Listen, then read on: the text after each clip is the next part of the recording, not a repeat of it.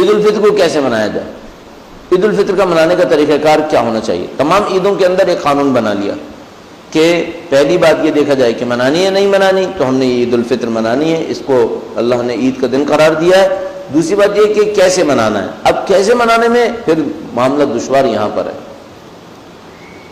کچھ لوگوں نے عید الفطر اس لیے منانا ہے کہ 30 دن جو رکاوٹیں تھیں وہ ساری رکاوٹیں اب ختم ہو گئی ہیں. اگر 30 دن تک کوئی سوسائٹی کا پریشر تھا، 30 دن تک محلے والے کچھ پوچھتے تھے، بڑا عجیب منظر تھا. ابھی میں جب یہاں پہ آ رہا تھا تو میں ہمیشہ گاڑی کو آگے والی گلی سے نکال کے لاتا ہوں، وہاں پہ ایک مسجد ہے تو وہاں پہ ہر روز رش ہوتا تھا. ابھی آج میں گزر رہا تھا وہاں سے تو وہاں سارے جو ان کے مسجد کے خادم خدام ہوں گے وہ بیچارے سیڑھیوں پہ بیٹھے ہوئے تھے، پوری گلی خالی، کوئی نہ آدم زاد. تو میں سوچ رہا تھا ایسا لگ رہا ہے جیسے بعض تعلیمی اداروں میں چھٹی کے دن خادم باہر بیٹھے ہوتے ہیں نا سب کو کہنے کے لیے آج چھٹی ہے، تو لگ رہا ہے آج دین کی چھٹی ہو گئی.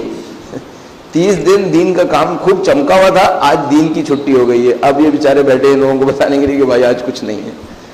بعض اوقات یہ ہوگا جیسے عید الفطر آئے گی، لوگ کہیں گے وہ 30 دن تک جو دین نے بزی رکھا ہوا تھا اب دین نے چھٹی دے دی ہے. دین نے چھٹی دی کیا مطلب؟ اب جو کرنا ہے کر لو. کم از کم کیا کرے گا؟ کم از کم یہ کرے گا کوئی نہ کوئی میوزک سنے گا.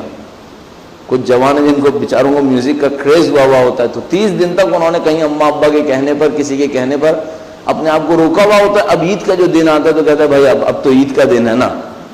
اب یہ نہیں سوچتا یہ عید کا دن ہے کیوں رکھا پروردگار عالم نے. ابھی دعائے وداع رمضان آج رات توفیق حاصل فرمائیے، صحیفہ سجادیہ میں جا کے دیکھیے، اسے پڑھیے. چند جملات ہم نے آپ کی خدمت میں عرض کیے تھے، اس میں جا کے دیکھیں تو مولا نے ایک جملہ استعمال کیا تھا اور ماہ رمضان کے لیے کہا تھا کہ اے دوستان خدا کی عید. مولا نے ماہ رمضان کو دوستان خدا کی عید تعبیر کیا تھا. بس یہ جو عید کا دن ہے وہ کس بات کے لیے عید کا دن ہے؟ بہت سادہ سے کلام میں اہل بیت سے نقل ہوا، بیان ہوا، فرمایا کہ یہ عید کا دن اس بات کی شکر گزاری کا دن ہے کہ خدا تو نے ہمیں 30 دن عبادتیں کرنے کی توفیق دے دی. اب میں خدا کا شکر بجا لاؤں تو وہ کیسے بجا لاؤں؟ آپ شکر بجا لائیے، جس سے خدا خوش ہو اس طرح سے شکر بجا لائیے. جس طرح سے آپ کو سمجھ میں آتا ہے کہ خدا خوش ہوگا اس طرح سے خدا کا شکر بجا لائیے. آسان طریقہ کار کیا ہے؟ ایسے کام سوچ لیجئے جو خدا کی خوشی کی خاطر ہونے چاہیے تھے اور معمولاً عام دنوں میں نہیں ہو پاتے، اسے عید کے دن کے لیے کر لیجئے. مثلا عام دنوں میں اعزاء اور اقربا سے ملنے کا موقع نہیں ملتا، عید کا دن بہت اچھا دن ہے، اعزاء اور اقربا سے ملیے. مثلا ایک اچھی رسم بعض خاندانوں کے اندر ہے، عید کے دن قبرستان جاتے ہیں، صبح میں شام میں، اگلے دن، ایک دن 2 دن چھوڑ کر. ہمارے شہید فاؤنڈیشن کے ادارے نے بڑا اچھا ایک کام کیا ہوا ہے، ہر عید پر ہر شہید کی قبر پہ جا کے گلدستہ رکھ دیتے ہیں تاکہ ان کے بچے متعلقین آئیں اپنے شہید کی قبر پر تو پہلے سے گلدستہ رکھا ہوا ہوتا ہے، پھولوں کا گلدستہ. تو بڑا خوبصورت لگتا ہے کہ مثلا کوئی پہنچا بچہ اپنے باپ کی قبر پہ تو اس نے دیکھا کہ پہلے سے کسی نے میرے باپ کے لیے نام کو وہاں پہ صاف ستھرا کیا ہوا ہے، گلدستہ رکھا ہوا ہے. اس طرح کے چند کام بہت اچھے کیے ہیں ماشاءاللہ. تو آپ اس طرح کا کوئی کام نکالیے، مثلا عید کے دن میں اس طرح کا کوئی کام دیکھ لیجئے کہ جو عام دنوں میں نہیں ہو پاتا اس کو کرنے کی کوشش کر لیجئے. اور سب سے اچھا کام جو عید کے دنوں کے اندر مثلا ہونا چاہیے وہ یہ کہ ہم اور آپ سارے وقت ہی اپنی خوشی کے لیے کچھ نہ کچھ سوچتے ہیں. عید کا دن رکھیے دوسروں کو خوش کرنے کا.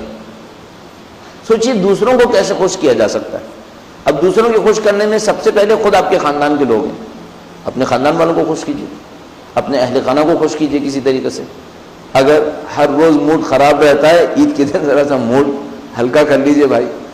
بعض اوقات یقین مانی ایسی ایسی کہانیاں سنتا ہوں نا میرا دل بڑا خراب ہو جاتا ہے. ابھی کسی نے چند گھنٹے پہلے کسی خاتون نے مجھے سنایا بیچاری کو گھر سے نکال کر بھیج دیا اپنے گھر پہ، عید کے دن سے 2 دن پہلے یہ حرکت کی. یہ کیا انصاف ہے؟ کن باتوں پہ جھگڑتے ہیں، اتنی چھوٹی چھوٹی باتوں کے اوپر جھگڑتے ہیں. انسان سن کے کہتا ہے یہ ابھی تک بچے ہیں، ابھی بڑے نہیں ہوئے، عقل نہیں آئی ان کو. اور وہ بیچاری سنا رہی ہے کہ جناب مار پیٹ بھی کرتے ہیں اور گالیاں بھی دیتے ہیں اور یہ بھی کرتے ہیں وہ بھی کرتے ہیں. اب وہی ون سائیڈڈ اسٹوری دوسری طرف بھی سننا پڑے گا. لیکن اگر یہ ریئلٹی ہے انتہائی افسوسناک ہے. کیا ہو رہا ہے معاشرے کے اندر؟ اتنا کچھ دین کے لیے بات ہو رہی ہے، مثلا مسجدیں بنی ہوئی ہیں، دروس ہو رہے ہیں، سب کچھ ہو رہا ہے، پھر معاشرے کے اندر پھر وہی مصیبت وہیں کی وہیں کھڑی ہو تو بڑا دل کوڑتا ہے. اس کے اوپر اپنے اوپر دیکھنا چاہیے. مثلا یہ عید کا دن ہے، سب سے پہلے کوشش کریں اپنے اہل خانہ کو خوش کریں، اپنے بچوں کو خوش کریں. عیدی دینے کی رسم بری نہیں ہے، عیدی دینے کی رسم اچھی ہے، لیکن وہ جو مقابلے میں شروع ہو جاتی ہے وہ بہت بری ہے۔ یہ جو ہر چیز کے اندر ہمارا کمپٹیشن آ جاتا ہے وہ بہت بری چیز ہے۔ عیدی دینا اچھا ہے۔ مجھے یاد ہے جب پہلی دفعہ ہم ایران میں تھے، پہلی عیدی آئی تو ہمارے مدرسے کے پرنسپل، ان کے والد بھی حیات تھے، وہ ماشاءاللہ بڑا عجیب خاندان تھا، سید خاندان تھا، اور 4 نسلیں ایٹ اے ٹائم زندہ تھیں، 4 نسلیں ماشاءاللہ، اور سب کے سب عالم، یعنی وہ جو بچہ پیدا ہوا تھا وہ تو کیا ہی ہوتا، پیچھے ساری نسلیں عالم آ رہی تھیں کئی نسلوں سے۔ تو جناب علی ان کا پڑپوتا، ان کا پوتا، ان کے بیٹے خود پرنسپل، اور وہ جو بڑے بزرگ وہ بھی حیات۔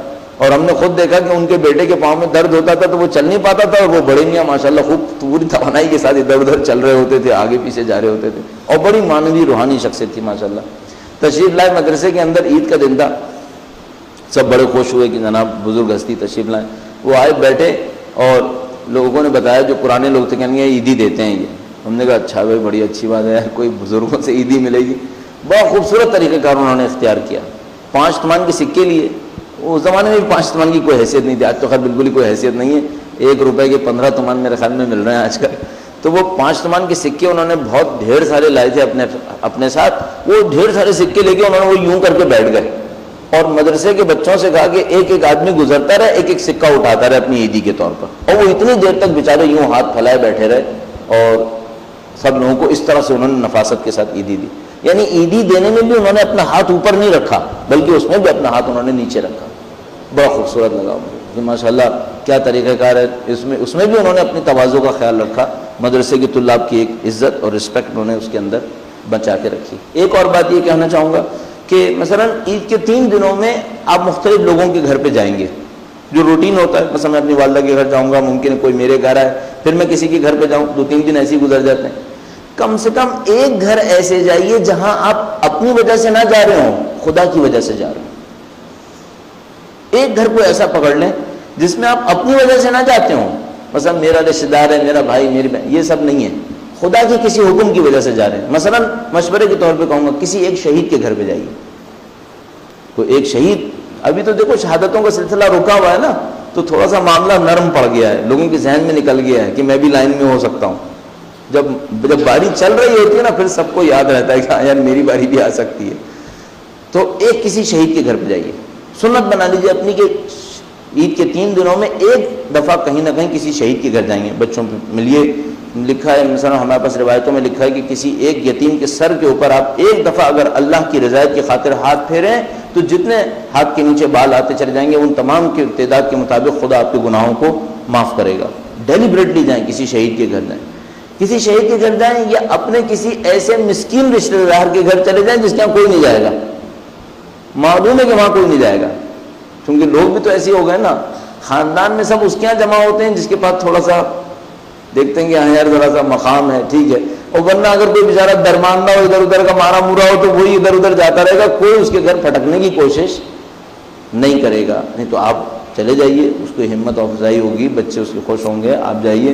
ہاں جا کر کچھ اور حرکتیں نہ کیجیے گا، مثلا آپ کے سامنے پانی اس نے رکھا، آپ نے کہا منرل واٹر ہے، اب وہ بیچارہ مارا گیا کہ اس نے کہا یار میں تو یہی پانی پیتا تھا بھائی، اب یہ منرل واٹر کہاں سے لاؤں اس کے لیے؟ یا آپ کے بچوں نے جا کے چیخنا شروع کر دیا کہ یہاں آلریڈی بہت گرمی ہو رہی ہے، یہاں سے فوراً چلے۔ ایسی کوئی حرکت نہ ہو جائے، پہلے سے بچوں کو سمجھا کے لے کے جائیں گے بھائی ذرا برداشت کر لینا۔ تو کوشش کریں، معاشرے میں ملنے کی کوشش کریں، علیحدہ رہنے کی کوشش نہیں کریں۔ جن کو معاشی زندگی نے تنگ کیا ہوا ہے ان کی زندگی میں سکون دینے کی کوشش کیجیے۔ اس طرح چھوٹی چھوٹی خوشیاں لوگوں کے اندر پھیلانے کی کوشش کیجیے انشاءاللہ۔ اور جس سے بھی عیدی ملے اصول بنا لیں، دل سے ملیں، دل سے ملیں۔ اب ہر چیز رسم کا شکار ہو گئی ہے نا، تو وہ گلے ملنا بھی رسم کا شکار ہو گیا۔ اس گلے ملنے میں خلوص سے ملیے، دل سے ملیے، اور انجانوں سے بھی ملیے، انجانوں سے بھی ملیے۔ ہمیں تو ایک جبری ملنا ہوتا ہے نا، وہ کبھی جب نماز پڑھنے جاتا ہوں بچے ساتھ جاتے ہیں تو پیچھے کاؤنٹ کرتے رہتے ہیں بابا نے کتنے لوگوں سے گلے ملے، تو کبھی بتاتے ہیں، آ کر کہتا ہے بابا 100 ہو چکا ہے، اب اور کیا ارادہ ہے؟ تو ایک دفعہ گندا تھا 230 تک بات چلی گئی۔ تو اجنبی لوگوں سے ملنے میں ایک فائدہ ہے، نہیں معلوم کون سا اللہ کا فرشتہ ہے، نہیں معلوم کون سا مومن ہے۔ اچھا ایک اور مشکل بھی ہے، یہی مشکل کیا آسانی کیا، سبھی دوستوں سے نہیں معلوم شاید مولا بھی ہے اس کے اندر، نہیں معلوم، کیونکہ ہمارے پاس روایتیں موجود ہیں کہ جب مولا تشریف لائیں گے تو لوگ دیکھتے ہی کہیں گے کہ ان کو ہم نے پہلے دیکھا تھا. تو میں سوچتا ہوں نہیں معلوم، مثلا میں 200 آدمیوں کو گلے لگا رہا ہوں، ممکن ہے ایک مولا کی ذات بھی ہو. دل سے ملوں، ایسا نہ ہو کہ مولا سے جس وقت گلے لگائے تو اتنا آڈ ہو کے اتنا رفلی لگائے کہ پتہ ہی نہیں چلا، کہ بعد میں افسوس بھی کرنا پڑے کہ بھئی یہ کیا مصیبت ہم نے کر دی. دل سے ملیں انشاءاللہ. عید کی خوشیوں میں سب کو شریک کیجیے، اپنے آپ کو بھی خوش رکھیے، اپنے آپ کو بھی خوش رکھیے، اپنے اوپر کنٹرول رکھیے، رقابت سے گریز کریں. کسی قسم کی مادہ پرستانہ رقابت کے اندر مبتلا ہونے کی کوشش نہ کیجیے گا کہ جس کے اندر ہم لوگ معمولی مبتلا ہو جاتے ہیں. اس عید کو کچھ بہتر بنانے کی کوشش کیجیے. اسلام کی مصیبتوں کو بھی یاد رکھیے اپنے ذہن کے اندر. خوشیاں منائیے، میں کبھی یہ نہیں کہوں گا خوشیاں نہ منائی دیں. خوشیاں نہیں منائیں گے پھر کہیں جا کے گناہ میں خوشی منائے گا. نہیں، ثواب میں خوشی منائے انسان. مشکلات کو بھی ذہن میں رکھیں کہ ہاں ٹھیک ہے، دنیا بھر کے اندر مسلمان مشکلات جھیل رہے ہیں، عراق کے مسلمان مشکلات جھیل رہے ہیں، ان تمام کو بھی کہیں نہ کہیں اپنے ذہن کے اندر رکھیے. انشاءاللہ تمام جگہوں پر جہاں کہیں بھی جائیں، چاہے کسی کے گھر جائیں، چاہے کوئی آپ سے ملنے آئے، کہیں نہ کہیں موقع نکال کر دعائے سلامتی امام زمانہ پڑھ لیں. کہیں نہ کہیں موقع نکال کر ایک یہ دعا پڑھ لیں، کہیں نہ کہیں موقع نکال کر اپنے امام کا تذکرہ کر لیں، اپنے امام کا ذکر کثرت کے ساتھ کریں. ان کے ظہور کی تعجیل کے لیے دعا کثرت کے ساتھ کریں. آیت اللہ بہجت سے کسی نے پوچھا، کیونکہ ان کے بارے میں ان کی معنویت پہ لوگوں کو بہت یقین ہے اور ظاہراً ہے بھی ایسا ہی، عجیب بامعنویت شخصیت ہے. ان سے کسی نے پوچھا کہ مثلا یہ اشارہ کرتے ہوئے کہ مثلا آپ کی معرفت ہے ماشاءاللہ، یہ ہے وہ ہے، کیا کرنا چاہیے امام کے لیے؟ تو کہنے لگے کہ تعجیل ظہور کے لیے بہت دعا کرنی چاہیے. تو پوچھنے والے نے کہا کہ یہ دعا کیسے کرنی چاہیے؟ کہنے لگے جیسے مرضی، جیسے تم لوگ جانتے ہو ویسے کرو، لیکن یہ دعا بہت زیادہ کرو. اب پتہ نہیں اس میں راز کیا ہے. خود بھی وہ جو میں انٹرویو ان کا پڑھ رہا تھا تو دیکھا کہ وہ کچھ بہت زیادہ اس کو ایکسپلین نہیں کرنا چاہ رہے کہ اس میں راز کیا ہے، کہ ہماری دعا کرنے سے کیا ہو جائے گا، لیکن کہا کہ کثرت کے ساتھ دعا کریں. تو آپ جہاں کہیں رشتہ دار ملیں وہاں پر امام کے وجود کا تذکرہ کریں، کچھ نہ کچھ ان کے بارے میں 2-4 جملات آپ بول دیں، سامنے والا سن لے. ہماری اور آپ کی محفلوں میں ہمارے امام کا تذکرہ ضرور ہونا چاہیے، کسی نہ کسی طریقے سے، کسی درود کے نام پر، دعائے سلامتی کے نام پر، مختلف طریقوں سے امام کے وجود مقدس کا تذکرہ ہونا چاہیے کہ ان کے ذکر سے انشاءاللہ نورانیت بھی ہے، ان کے ذکر سے ہماری وظیفے کی ادائیگی بھی ہے اور ہماری خوشیوں کا دوبالا ہونا بھی ہے. تو ہم آخر میں پھر ہم بھی کوشش کرتے ہیں کہ اپنے مولا کا تذکرہ کریں. ہمیشہ ذہن میں رکھیے گا غیبت ایک سزا ہے، غیبت ایک سزا ہے. اصل زندگی وہ ہے جو حجت کے ساتھ گزاری جائے گی. اصلی زندگی وہی زندگی ہے جو حجت کے ساتھ گزاری جائے، حجت کی یاد میں گزاری جائے. تو زندگیوں کو رخ دے دیں اپنے امام کے وجود کی سمت کہ ہمیں امام کا وجود چاہیے. عید کا چاند آپ نے شاید دیکھا نہیں دیکھا، دعا کی یا نہیں کی، لیکن جب بھی ایسا کوئی موقع ہے خوشی کا، خدا سے کہیے کہ خدایا خوشی وہ ہے جو تیرے نمائندے کے ساتھ ہوگی. باقی خوشیاں کم خوشیاں ہیں، ان کے آنے کی خوشی سب سے بڑی خوشی ہے. ان کے ساتھ سختی جھیلنے یہ بھی خوشی ہے. آیت اللہ احمدی میاں جی بڑے پائے کے علم اخلاق کے استاد تھے، بہت بڑے بڑے علماء ان کے درس میں بیٹھتے تھے، بازار میں درس دیا کرتے تھے. بازار میں ایک مسجد کی چھوٹی سی اس میں درس دیتے تھے تو بڑے بڑے علماء اس میں آتے تھے. ایک دفعہ مدرسے تشریف لائے، انقلاب اسلامی کی سالگرہ کا دن تھا، جس دن انقلاب آیا تھا ایران کا. تو وہ تشریف لائے، اس میں انہوں نے ایک جملہ کہا، وہ مجھے جملہ بہت اچھا لگتا ہے، بہت خوبصورت جملہ کہا. کہنے لگے کہ وہ دن بہت اچھے تھے. اچھا وہ بہت آگے آگے چلنے والے علماء میں سے تھے جنہوں نے سختیاں بھی بہت اٹھائی ہیں، آگے آگے رہنے والے علماء میں سے تھے. کہنے لگے وہ دن بہت اچھے دن تھے. فارسی میں کہتے ہیں تلخ بود شیریں بود. تلخ یعنی سخت بھی تھے، مثلا تلخ یعنی لہجے میں تلخ تھے، شیریں بھی تھے. پھر کہنے لگے تلخ شم شیریں بود، اس کا تلخ بھی شیریں تھا، اس کی مصیبتیں بھی اچھی تھیں بہت. پھر ایک واقعہ سنایا انہوں نے، بل لگے ہاتھوں ان کی یاد میں یہ واقعہ سنا دوں. کہنے لگے کہ وہ بڑی شدید فائرنگ ہو رہی تھی ایک رات، پولیس اور جوانوں کے درمیان بڑی زبردست ٹسل چل رہی تھی. انقلاب اپنے آخری دنوں کے اندر تھا، آنے ہی والا تھا اور آخری معرکہ ہو رہا تھا.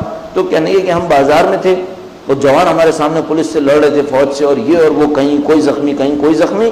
تو ایک عورت کو دیکھا، کہنے لگے میں نے ایک بڑھیا کو دیکھا، وہ ٹیلی فون بوتھ کے برابر کھڑی ہوئی تھی. تو کہنے لگے میں اس عورت کے پاس آیا اور اس سے کہا کہ یہ وقت نہیں ہے آپ کے یہاں پہ ہونے کا، آپ جائیے کہیں پر. آپ کو ٹیلی فون بوتھ کے ساتھ کھڑا دیکھ کر مجھے بہت تعجب ہوا کہ اتنی فائرنگ ہو رہی ہے، اتنی جلاؤ گھیراؤ ہو رہا ہے، اس میں آپ یہاں کیوں کھڑی ہیں؟ کہنے لگی کہ میں ٹیلی فون بوتھ کے سامنے سکے لے کے کھڑی ہوں اور ایک ایک جوان کو گزرتے ہوئے کہتی تھی سکہ لے لو، گھر فون کر دو کہ زندہ ہو، تمہاری ماں پریشان ہو رہی ہوگی. اس جذبے نے واقعاً زندگیاں تبدیل کی. یہ جذبہ تھا. وہ عورت اپنی جان خطرے میں ڈالی بھی ہے تو اس نے کہا آپ کا بچہ کہا ہے؟ کہنے لگے میں منتظر ہوں. میں منتظر ہوں، مجھے پتا ہے وہ صحیح ہوگا. یہ جذبہ ہے. وہ عورت اپنے بچے کو بھلا کر دوسری ماؤں کے درد کو احساس کرتے ہوئے بازار میں کھڑی ہے اور سکہ دے رہی ہے بچوں کو کہ گھر کو فون کر لو اور بتا دو کہ زندہ ہو، خیریت سے ہو.